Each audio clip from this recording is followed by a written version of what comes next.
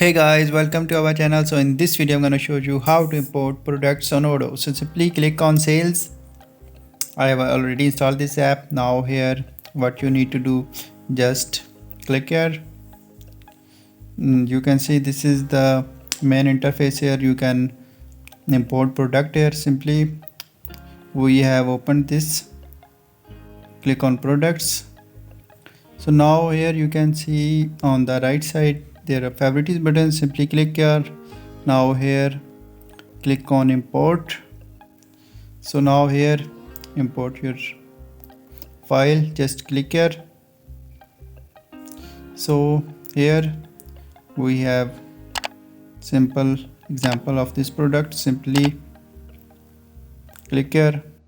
So now you can easily edit this and customize it.